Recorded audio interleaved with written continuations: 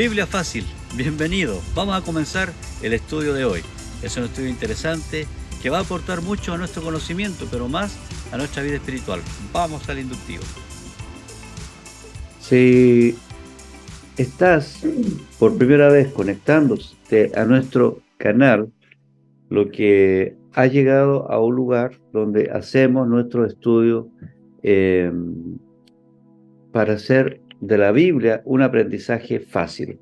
La Biblia por lo general es un libro, es un conjunto de libros complejos de entender, pero aquí bajo la dirección del Espíritu Santo y con el conocimiento que Dios nos ha dado, intentamos interpretarla, más bien dicho, explicarla con la mayor facilidad posible para que las personas más simples, más inocentes, puedan entender la palabra y llegue no solamente al cerebro, sino que baje al corazón y transforme el espíritu. La idea no es vivir eternamente estudiando la Biblia para tener conocimiento, sino que pueda afectar nuestro comportamiento.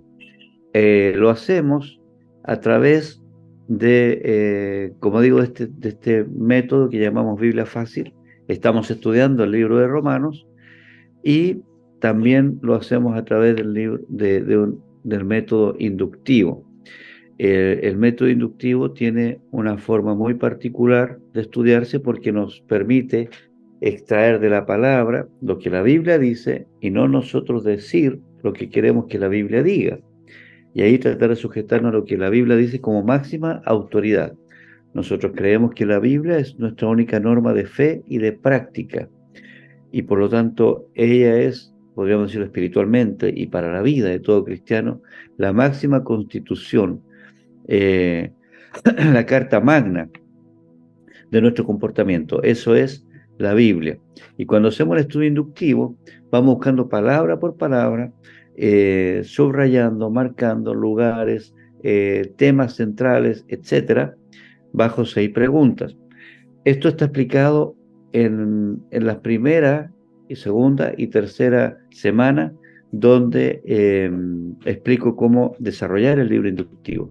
Para esto nosotros tenemos este libro que es Deja que tu luz brille, donde hay espacio para subrayar, para marcar y para que toda persona que participe de este estudio, de este video, de esto que se graba, pueda después o antes, en base a lo que estamos hablando, y ojalá sea antes, ¿cierto? Es decir, la mayoría de los alumnos deberían tener ya subrayado el capítulo 13 de Romanos y esta semana avanzaron el 14.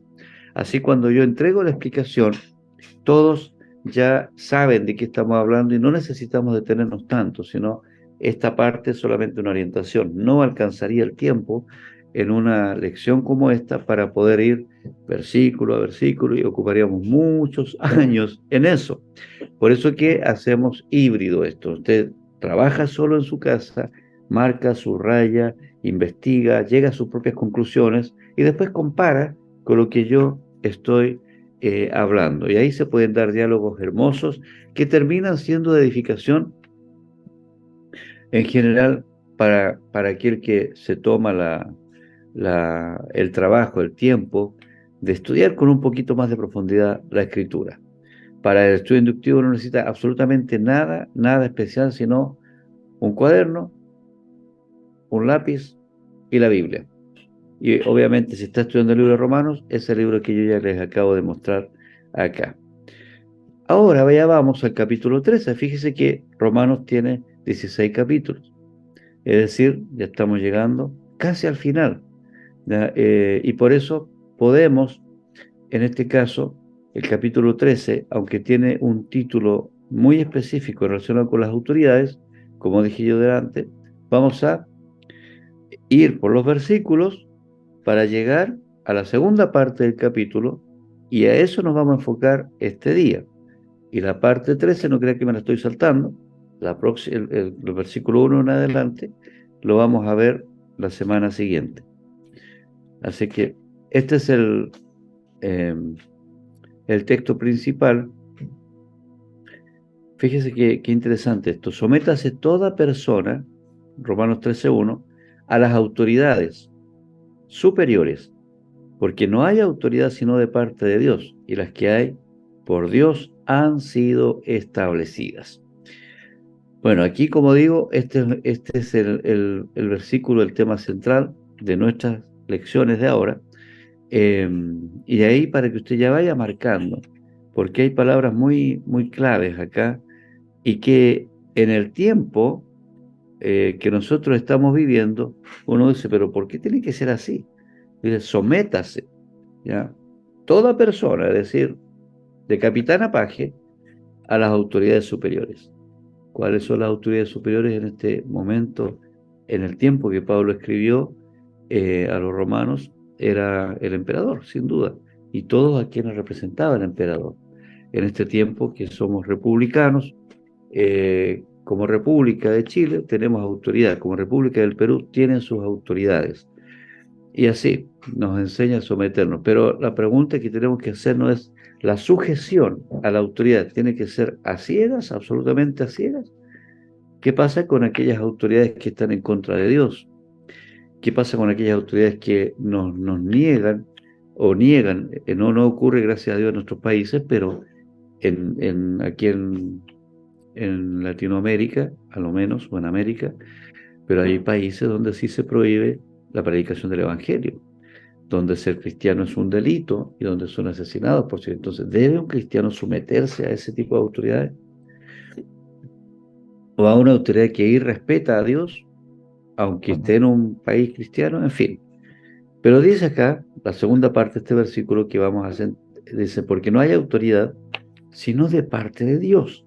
Entonces la pregunta que vamos a responder, como dije, no esta semana, pero ¿cómo es que hay la autoridad puesta de parte de Dios y a la vez la misma autoridad persigue a la iglesia, por ejemplo, o va en contra de los principios de la Biblia? Entonces, ¿cómo puede ser eso?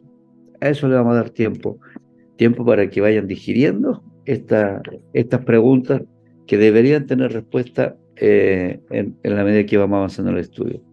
Y las que hay, es decir, las autoridades, por Dios han sido establecidas, es decir, una reiteración del mismo principio. ¿Cuál es la verdad central de esta lección? Que un discípulo de Cristo, acuérdense que nosotros hacemos siempre distinción entre un cristiano y un discípulo. ¿Por qué hacemos la distinción? Porque lamentablemente el cristianismo ha ido perdiendo su esencia en el tiempo, en los siglos. Ya cristiano era aquella persona que seguía fielmente los principios y las pisadas del Maestro Jesucristo. A ellos le empezaron a llamar cristiano en Antioquía. Pero de allá para acá, cristiano, como digo, se desvirtuó o se diluyó el significado profundo. Y hoy día cristiano, incluso para algunas personas, es estar vivo, ¿no? Estar vivo, yo soy cristiano porque estoy vivo. Pero por eso es que hacemos una marca distinta al de ser un discípulo, porque un cristiano que nace porque estamos en países que son países cristianos, por eso somos cristianos, muchos. Eh, pero un discípulo toma la decisión voluntaria de seguir al maestro en todos sus principios. Entonces, ahí se marca la diferencia. Pero un discípulo de Cristo, en este caso, de acuerdo al capítulo 13 de Romanos, está llamado a hacer un aporte a la sociedad. ¿Cómo podemos ser un aporte a la sociedad como discípulos? Y ahí usted puede empezar a pensar un montón de cosas. La iglesia, lamentablemente, ha sido en este último tiempo vituperada, difamada respecto a su postura y también por errores de la propia iglesia. Me refiero a la iglesia cristiana en general, ¿ya? Hay errores de acción, errores de omisión, enseñanzas, en fin, temas delicados desde el punto de vista moral, pero también se ha desvirtuado, digamos, el aporte que se puede dar a la sociedad. Y en ese sentido, ¿cuál es el gran aporte? Porque nosotros como hijos de Dios, como discípulos, podemos hacer a la sociedad. Esa es una pregunta que vamos a responder también en el proceso de este estudio.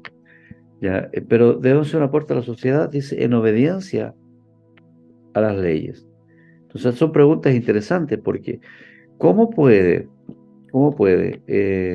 un compañero de estudio que tengo, un par de matrimonio coreano, me cuenta de su tío que fue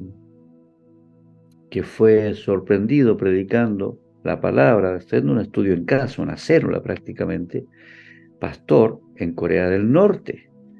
Y sin juicio alguno, lo meten en un saco y lo tiran las autoridades, lo tiran al río, donde muere ahogado, y la familia después tiene que ir a buscarlo a las riberas del río para poder darle cristiana sepultura. ¿Cómo una persona puede someterse a ese tipo de autoridades? ¿Ya? Entonces, ¿cómo podemos servir a Dios obedeciendo a las autoridades sin que éstas pasen por sobre los derechos del cristiano mismo, del mismo cristiano? Temas, ¿no? Siempre y cuando éstas no contrapongan la palabra de Dios, nuestra única regla de fe y de práctica. Y este es un tema delicadísimo, también para el contexto en que estamos más en Chile que en Perú en este momento, porque estamos en un proceso de escribir una nueva Carta Magna, dejar la que estaba antes, en fin, hay un tema político profundo ahí, no vamos a entrar en eso, pero sí, como dije de principio, para nosotros, los hijos de Dios, la Carta Magna, la constitución de nuestro comportamiento, no es la constitución política que tenemos como chilenos, la cual respetamos, sino la Carta Magna para nosotros es la palabra de Dios. Y ese es el gran conflicto que tienen las personas que están en contra de los cristianos, porque los cristianos son personas de convicciones.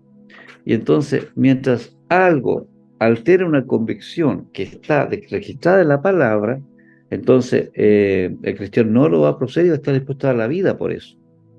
Y eso significa que, por eso que muchos cristianos, yo lo he repetido más de una vez, hoy estamos en la época donde más cristianos han muerto por causa del Evangelio. No es la época cuando Nerón quemaba a los cristianos ahí en Roma, es hoy día. En este mismo momento están torturando, matando cristianos en Nigeria. Solo ponga Nigeria y persecución de la iglesia y se dan cuenta cómo matan a los cristianos y no hay ningún juicio a favor de ellos, no hay ningún movimiento de derechos humanos que defienda la vida de esos cristianos, pastores, hombres, mujeres que son violadas, maltratadas, mutilados, muchos jóvenes, en fin. Entonces, ¿cómo un cristiano puede ser testimonio o ser un aporte a la sociedad en una sociedad que a la vez se contrapone a su forma de actuar, que le parece muy mal la forma de actuar de los cristianos? Entonces, ahí nosotros tenemos que partir de la base que tenemos una constitución. La constitución nuestra es la Biblia. Y esa es absolutamente nuestra única regla de fe y de práctica. Entonces nosotros tenemos que ahora evaluar qué me indica la constitución de mi país, las leyes de mi país, y tengo que obedecerlas al pie de la letra por respeto, porque soy cristiano. Pero esa obediencia, ¿hasta qué punto llega cuando la obediencia obediencia a la ley me está llevando a cometer algo que está en contra de mis principios?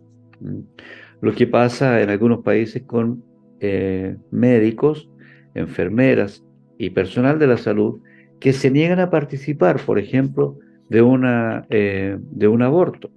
Gracias a Dios, en Chile existe la objeción de conciencia, donde uno puede decir: yo no me presto para esto, porque no puedo ayudar a asesinar a un ser humano, el más indefenso de todos. Principio bíblico. Eso está, principio bíblico. Entonces, por lo menos existe esa objeción.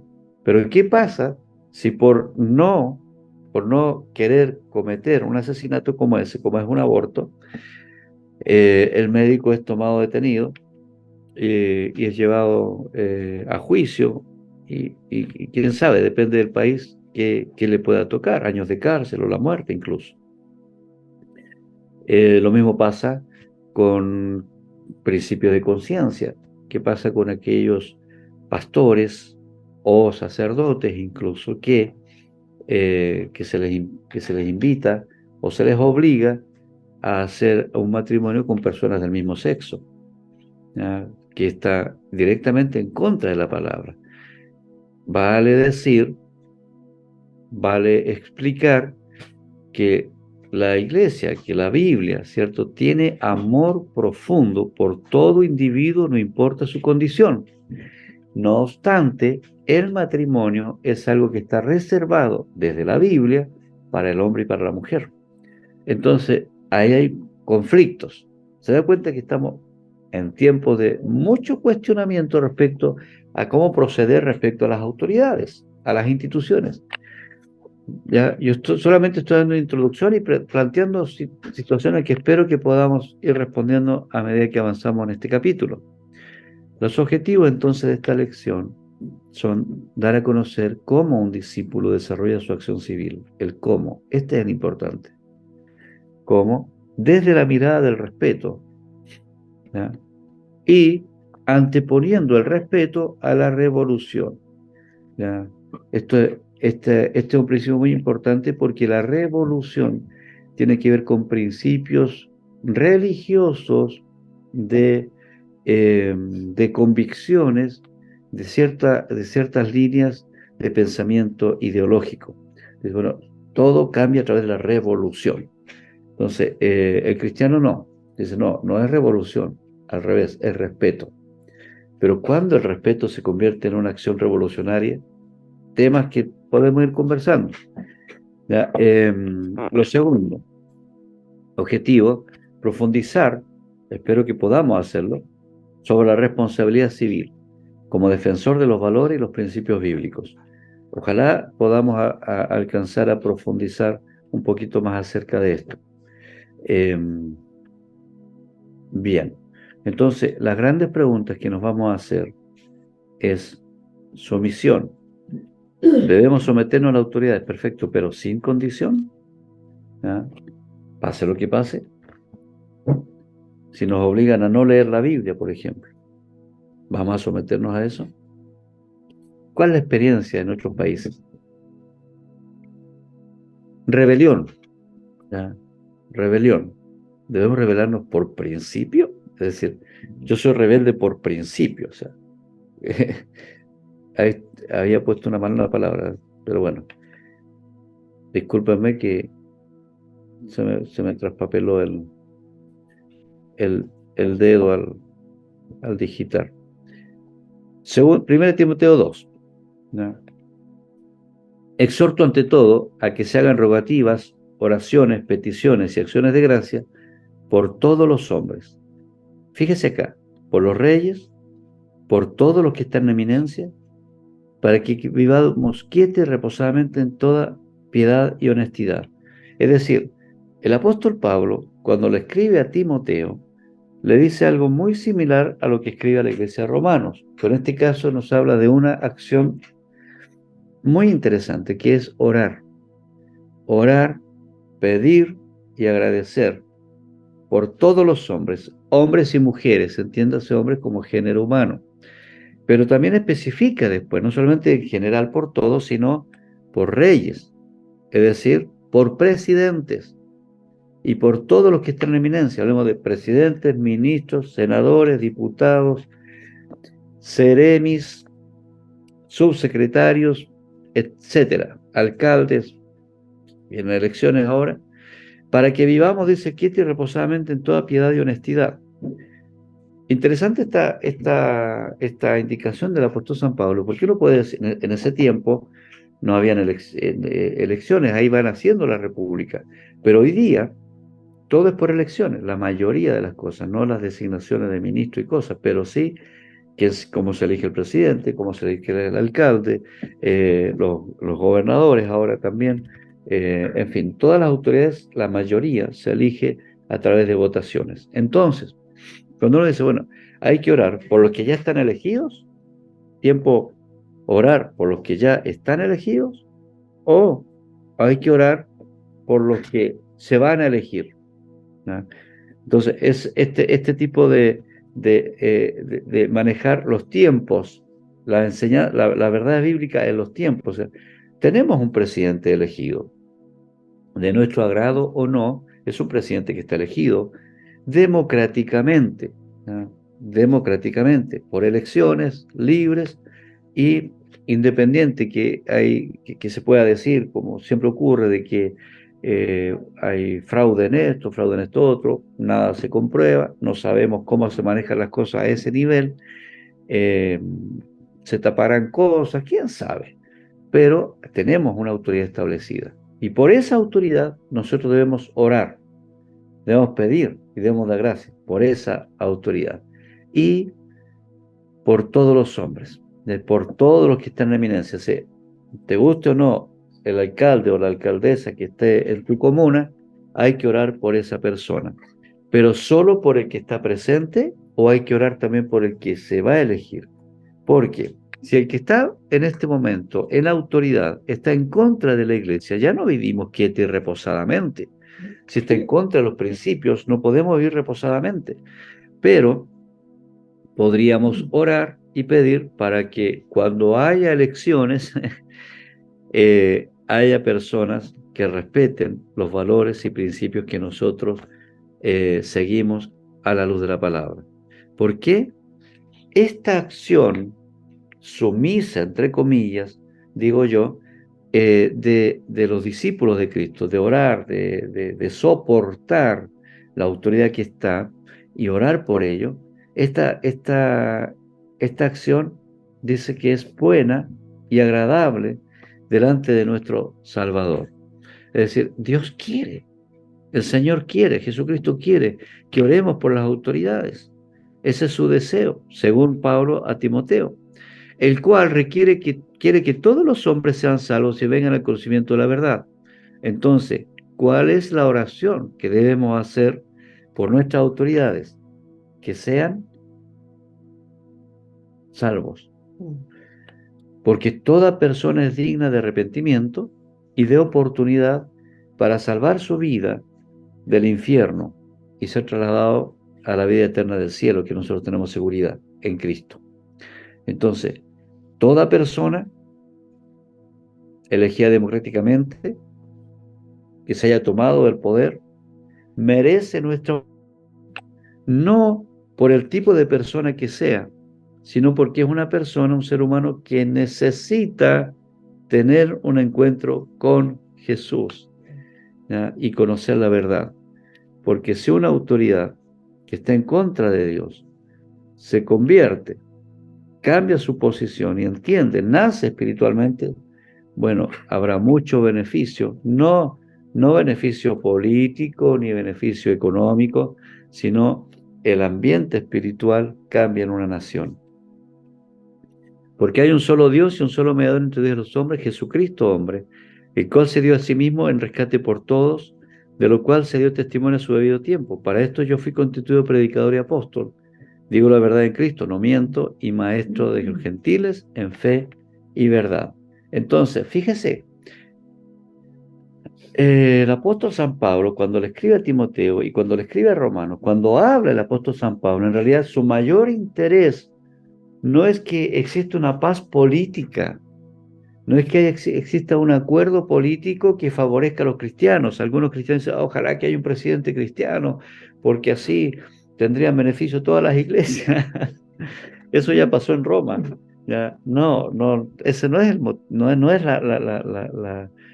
motivo de nuestra oración. El motivo de nuestra oración por todas las personas y sobre todo por las autoridades es por la salvación misma del individuo, no por el beneficio que pueda haber a la institución llamada iglesia, que bueno, dicho sea de paso,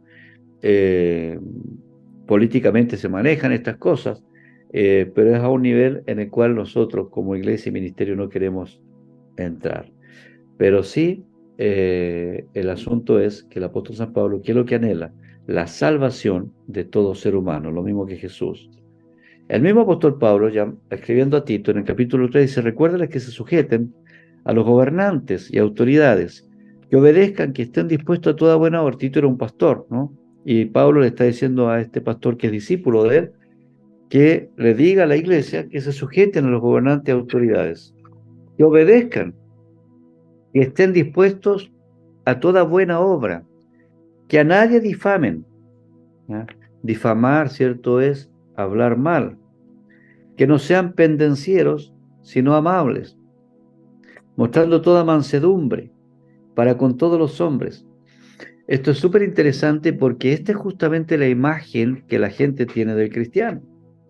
Bueno, y tú no eres cristiano, no tienes derecho a reclamar, tienes que quedarte callado, tienes que aguantar todo.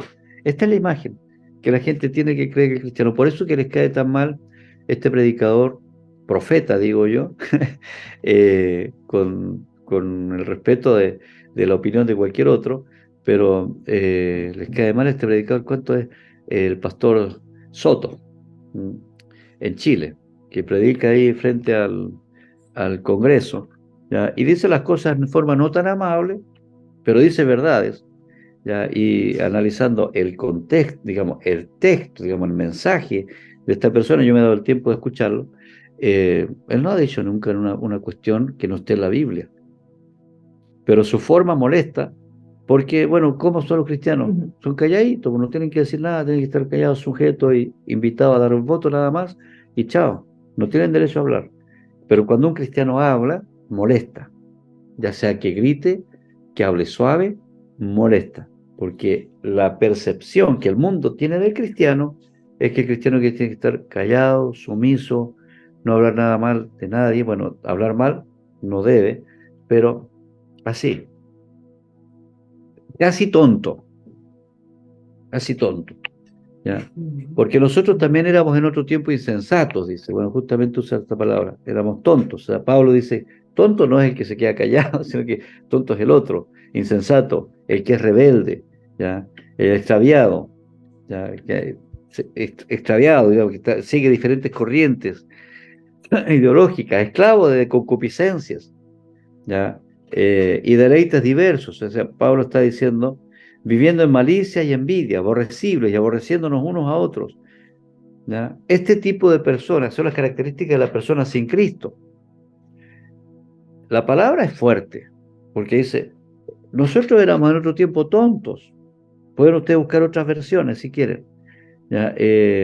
Rebeldes, rebeldes por nada. Como antes usaba mucho este término, este es rebelde sin causa.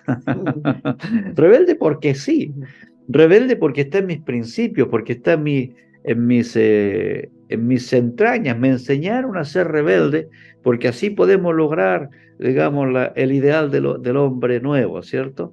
Extraviados, extraviados, o sea, realmente perdidos, o sea, totalmente perdido. ¿Ya? Así éramos antes. Fíjese que Pablo era una persona completamente instruida, una persona que era autoridad en su contexto. Pablo no era una persona ignorante. Sin embargo, él dice que estaba extraviado. Y además, esclavo de concupiscencias. La concupiscencia, ¿cierto? Es como la semilla que da raíz todo comportamiento pecaminoso. Y deleites diversos, malgastando plata y solo tratando de pasarla bien para, digamos, acallar la conciencia o para enfrentar el propio dolor, la aflicción a través de una fiesta, esas cosas. Viviendo en malicia, ya esas personas que son absolutamente desconfiadas. O sea, tú no puedes creer que alguien te quiera, por ejemplo, tender la mano porque sí. No, algo quiere algún interés hay, desconfiada, envidioso, aborrecible. O sea que hay personas que se miran al espejo y se caen mal, ¿m? Porque no se aguantan ni ellos mismos, ¿ya? Pero también una cosa interesante, aborreciéndonos unos a otros. Los espectáculos que nosotros vemos hoy día en nuestras autoridades hablan justamente de eso, de un lado y de otro. Uno puede mirar los espectáculos y ver cómo se odian, cómo se dicen cosas. Bueno, después igual uno los ve de la mano, son otros temas, ¿verdad? Pero se aborrecen por sus principios.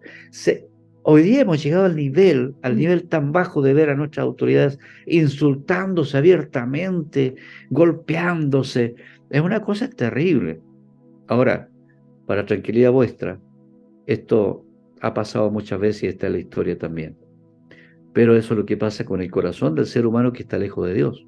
Una persona, por muy autoridad que sea, es tonto, es rebelde, extraviado, esclavo de la concupiscencia, vive en deleites diversos, vive en malicia y envidia.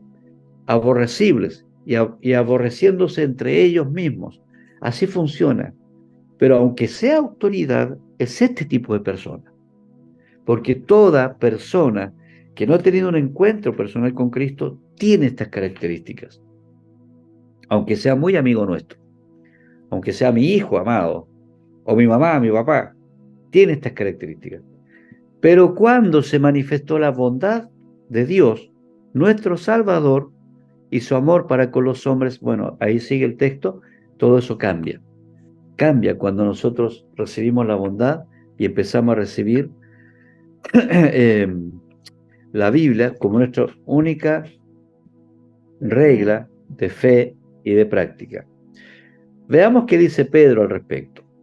Por causa del Señor, someteos a toda institución humana, ya sea al rey como a superior y a los gobernantes, como por él enviados para castigo de los malhechores y alabanza de los que hacen bien.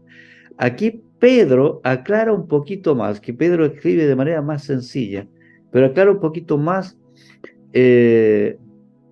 por qué debemos someternos y qué tipo de autoridades debemos tener. Se supone, se supone que los gobernantes están puestos para castigo de los malhechores. ¿Qué pasa si un gobernante no castiga a los malhechores? Ya no está cumpliendo con su labor, ¿ya? Y alabanza de los que hacen bien, ¿ya? O sea, fíjense que hoy día hacer bien es algo extraño. Existe en nuestro ADN esa intencionalidad de hacer algo malo siempre. Si nos encontramos un celular en la calle, no pensamos a quién se lo voy a devolver. Pensaba inmediatamente a desbloquearlo y ver a quién se lo regalo, o si no me lo dejo para mí, si está mejor que el que tengo yo. Y listo. ¿Ya? Y aún gente que tiene principios cristianos, que bueno, en Chile la mayoría de la gente tiene principios cristianos, pero no es discípulo. Entonces, se supone que las autoridades son puestas para castigar lo malo, es decir, para darle tranquilidad y bienestar a la gente que viva bajo su jurisdicción, pero también para establecer beneficios a aquellos que hacen el bien, ¿ya? Pero si una autoridad no está cumpliendo con esto, entonces, ¿qué debe hacer la iglesia? ¿Ya? Pedro sigue diciendo en el versículo 15, porque esta es la voluntad de Dios, que haciendo bien hagáis callar la ignorancia a los hombres tontos, insensatos, como libres, pero como los que tienen la libertad, pero no como los que tienen la libertad como pretexto para hacer lo malo. Esto es lo que nosotros hemos estado viendo. Hay personas que llegan a un puesto de autoridad y bueno, como todo depende de su firma, entonces se tienen ahora, yo tengo libertad para hacer lo malo. Y nosotros vemos la lucha de poderes en los niveles en general, a nivel político, en la lucha de poderes que existe, en función de quién se hace dueño digamos, del botín para llenarse más sus propios bolsillos y ignorar o quizás menospreciar o no cumplir su labor de ayudar al más desvalido. Entonces cada uno piensa en hacer lo malo. Y esto no solamente a niveles políticos digamos, de alta jerarquía, sino también en cargos más pequeños, en una empresa, por ejemplo, donde la persona que tiene autoridad de dar la firma tiene sus ciertos manejos. Ya, que todos, ¿cómo le llamamos en Chile? Chanchullos. No, que tú tengo autoridad y ahora tengo pretexto para hacer chanchullos sin que nadie me pille. Tengo, digamos, una caja disponible, digamos, dinero a libre disposición sin tener que dar cuenta. O si puedo dar cuenta, lo manejo de alguna forma para beneficio mío o de los míos. Si no, dice, como siervos de Dios, ¿ya? Como siervos de Dios. Es decir, una autoridad establecida en la tierra es siervo de Dios. Ahora, cuando el siervo de Dios, en este caso la autoridad, no cumple con su función, ay, ay, ay, porque Dios va a pedir cuenta por eso. ¿Ya? Aunque lo ignore, aunque no crea en Dios, en algún momento vamos al Apocalipsis y nos vamos a dar cuenta cómo reyes y autoridades tienen que doblar sus rodillas y reconocer y van a temer al Dios poderoso cuando aparezca Cristo, y van a tener que doblar sus rodillas porque se les va a pedir cuenta en su forma de gobernar. Eso lo vamos a profundizar más adelante. Ahora vamos a revisar, seguimos observando con algunos versículos para ir apoyando. Versículo 8, no debáis a nadie nada. Esta es la segunda parte. Sino el amaros unos a otros de responsabilidades sociales. Porque el que ama al prójimo ha cumplido la ley. Fíjese en esto. Fíjese que Pablo no está diciendo a los romanos que lleve ayuda solidaria, que lleve pan. Sino está diciendo que ame. Pero no dice que ame al más vulnerable. En el caso nuestro, que nosotros tenemos nuestro corazón puesto en Ruanda, con nuestros niñitos de Ruanda, lo hacemos con mucho amor, con mucha disposición, pero el Señor no quiere que le llevemos solamente el pan. Lo que el Señor quiere es que les amemos. Porque cuando nosotros amamos al semejante, no miramos a quién y ayudamos. ¿Ya? No miramos a quién. Y a veces una persona que puede parecer como pudiente desde el punto de vista económico, puede necesitar tanto amor, tanto cariño y tanto consejo y tanta dirección como la persona más vulnerable. Porque nosotros, en nuestra mirada humana, terrenal y occidental, vemos como una persona que tiene una linda casa, como el que tiene todo, le va súper bien, entonces no tiene problema. Si tiene un buen auto, un buen trabajo, pero esa persona necesita ser amada también. Por eso las autoridades necesitan ser amadas. No importa el tipo de autoridad que sea. ¿Ya? ¿Ya? Pero si pensamos en las autoridades, ahora Pablo lo trae desde la altura, ¿ya? A un nivel de en menor escala, en este sentido, hacia los pares. Ama al prójimo, al que está por sobre ti en autoridad, pero al que está igual que tú, como al que está debajo de tu autoridad, porque hay gente que abusa de la autoridad. ¿Ya?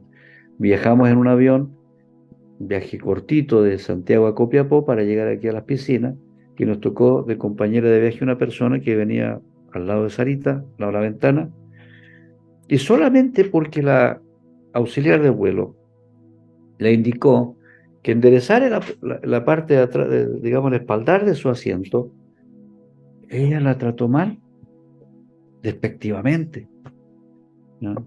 Entonces, me pareció tan mal eso cuando a veces una persona también te está atendiendo en un restaurante o en algún lugar, y cómo hay personas que tratan tan despectivamente solamente porque le toca atenderlo. O si tienes una persona que te ayuda en las labores de casa, merece el mismo respeto que cualquier autoridad. ¿Ya? Bueno, este es mi mandamiento, que os améis unos a otros como yo os he amado. ¿Cuál es el ejemplo que nos dio Jesús de amar? El ejemplo fue amar sin condiciones.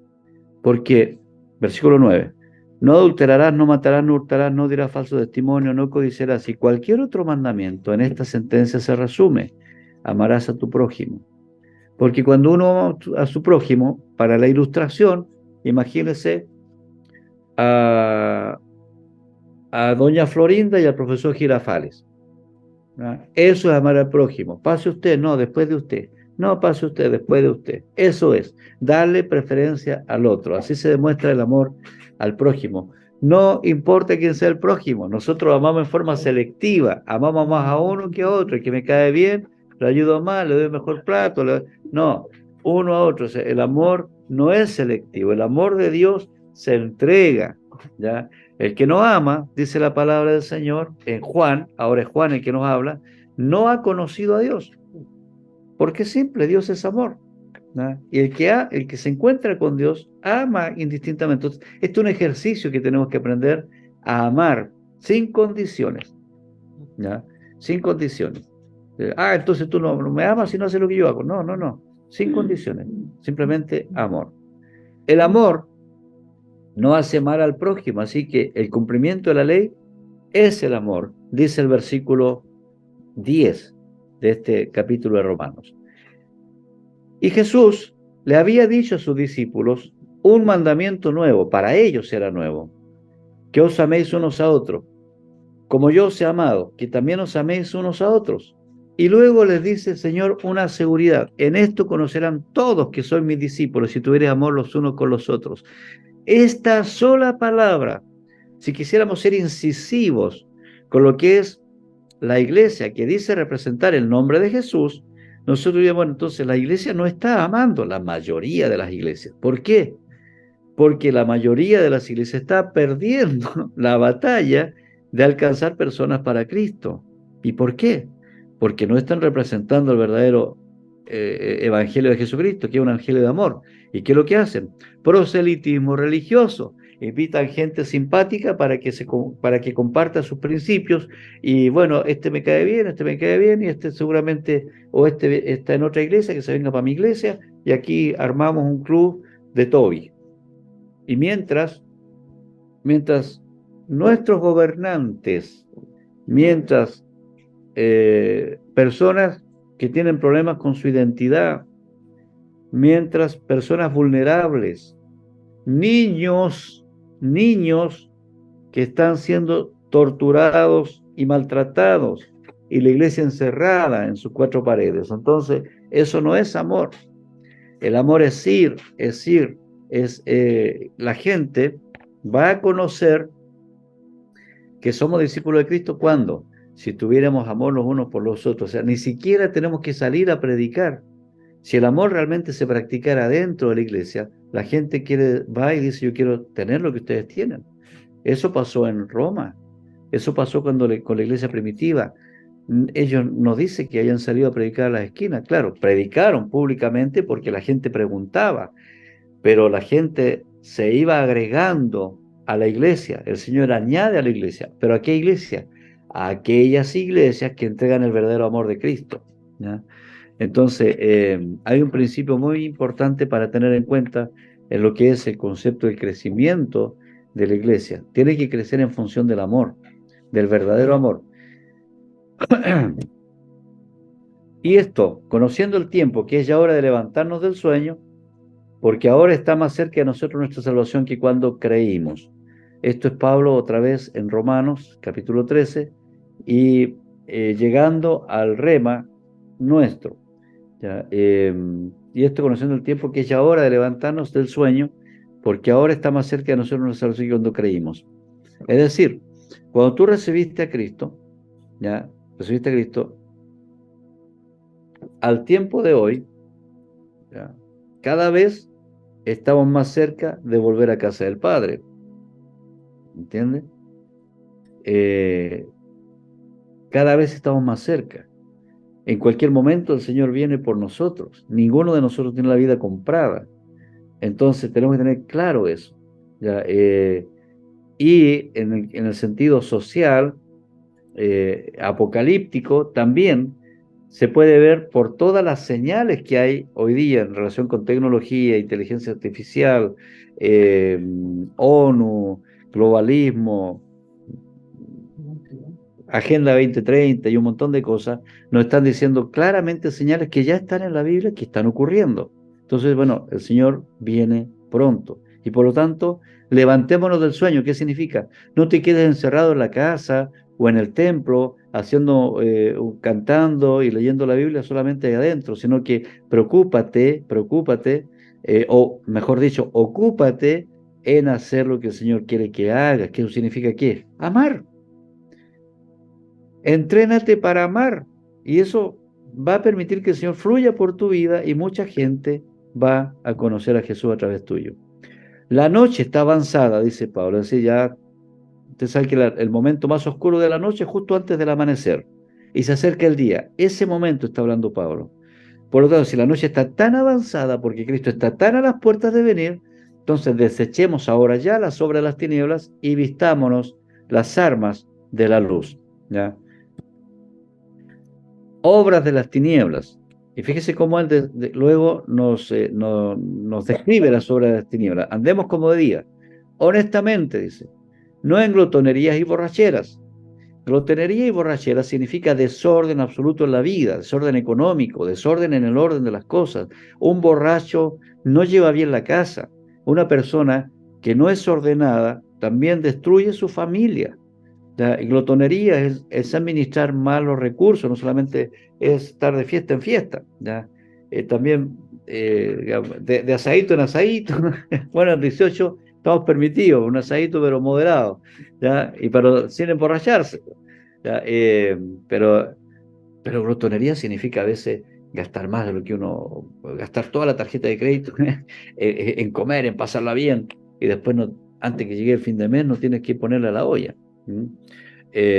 Luego nos habla de otro concepto que son las lujuria y lascivia. Habla del desorden en el área de la sexualidad, ¿ya? Porque mejor ni hablar de lo que las personas, estamos hablando de las autoridades, hacen en privado.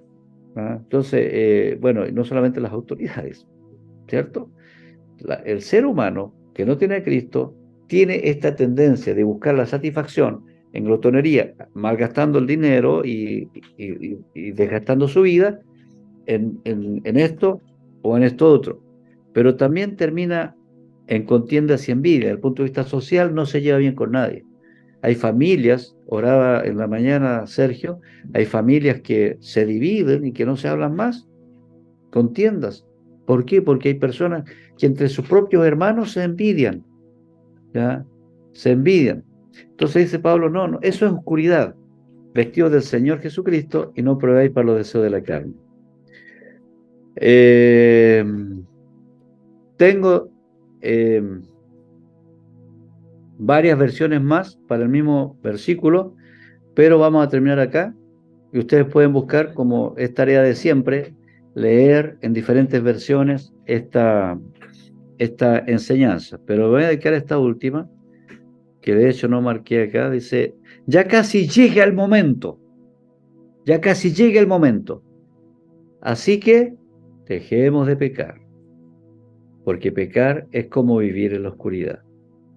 Hagamos el bien, que es como vivir en la luz.